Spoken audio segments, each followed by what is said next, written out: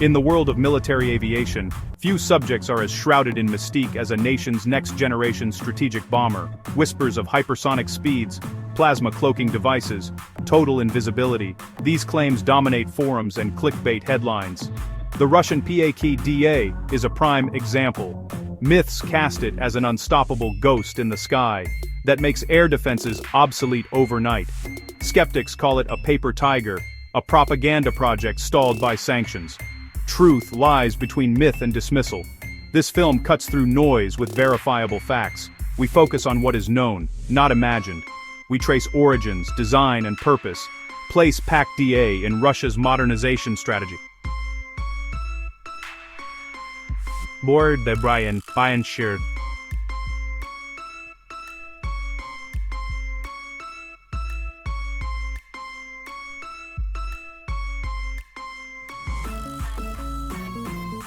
Plausible. From the fantastical. PAK-DA, also called Poslanik, is Russia's next-generation strategic bomber. The name means Prospective Aviation Complex for long-range aviation. It is a system of systems, not just an airplane. It will replace aging Tu-95s and complement upgraded Tu-160s. Older designs lack stealth and are more vulnerable to modern IADs. PAK-DA is a long-range, subsonic, heavy payload standoff platform. It carries cruise missiles internally to preserve low observability. Mission: approach a launch basket outside dense defenses. Then missiles fly the last hundreds or thousands of kilometers. Stealth shortens detection range, boosting crew survivability and mission success. Origins in the early 2000s, a 2009 contract formalized development. Tupolev built nearly every famous Soviet and Russian bomber. Russia modernized Tu-160s while investing in a clean-sheet stealth path. PAK-DA secures the air-breathing leg of the nuclear triad. Bombers are recallable, visible tools of statecraft and retargetable mid-mission. Goal: a survivable deterrent well into the mid-21st century. The defining choice: a subsonic flying wing with no vertical tails. This is the gold standard for low observability. Smooth contours scatter radar energy away from emitters. The result: a much smaller radar return.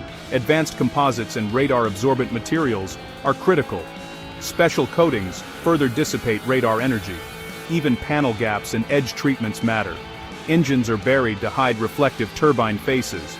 Serpentine S-ducts block radar view into the intakes. Flattened exhausts cool gases to mask heat signature. Subsonic flight avoids hot, noisy shock signatures. A tailless wing is aerodynamically unforgiving and unstable. Constant fly-by-wire stabilization is mandatory. Thousands of micro-adjustments per second keep it controllable. Mastering control software demands massive simulation and testing. A bomber is defined by its weapons carried internally. Expect K-1 conventional and K-2 nuclear cruise missiles with long reach. Standoff tactics keep the bomber beyond dense defenses. Future payloads likely include smaller hypersonic cruise missiles. A stealth launch of Mach 5+ weapons compresses defender reaction time. Large bays enable diverse conventional loadouts. Targets, infrastructure, command nodes, air defenses in opening hours. Range and stealth hold distant targets at risk beyond fighter reach. As an aviation complex, it may collect ISR while skirting contested airspace. It could coordinate unmanned systems, fighters, and other shooters. Multi-role networking increases its strategic value. Bottom line: PAK-DA is built around long-range precision strike, with options to sense, share, and manage a complex battle space. Timelines for clean-sheet stealth bombers are long, expensive, and fluid. After 2009, a prolonged research and design phase followed. Officials signaled design approval by the late 2010s. Reports in 2020, first airframe assembly began in Kazan, transition from pixels and test rigs to metal and composites. Projected first flight dates slid to the late 2020s. Expect lengthy testing before operational service in the 2030s. Engines, avionics, and signature control are tough, interlinked challenges. Thrust, fuel economy, heat, and radar signature must all align. Fly-by-wire and mission software require exhaustive validation. Sanctions complicate access to niche electronics, tools, and software. Import substitution helps, but slows throughput. Public insight comes from statements, media, and sparse mock-ups. Many known unknowns remain. Stealth, Avionics. Weapons integration. Scale and per unit cost will drive fleet size more than height. Answers will arrive slowly, over years of testing and funding cycles.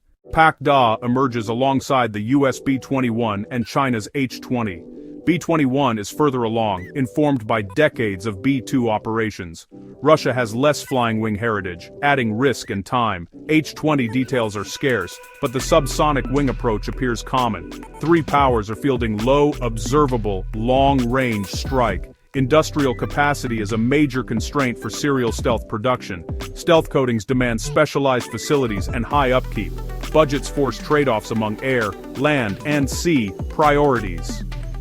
A new, low-observable turbofan is a decade-scale effort by itself. Counter-stealth tech advances in parallel. Nothing is invisible. PAK-DA modernizes the bomber leg of Russia's nuclear triad. It adds a penetrating standoff option in contested environments. Not a magic wand, not a fantasy. An ambitious, rational evolution. Along with B-21 and H-20, it signals a new bomber era. Implications touch force planning, tech investment, and arms control. Look past hype. Track facts. Economics, industry, and strategy will decide its real impact.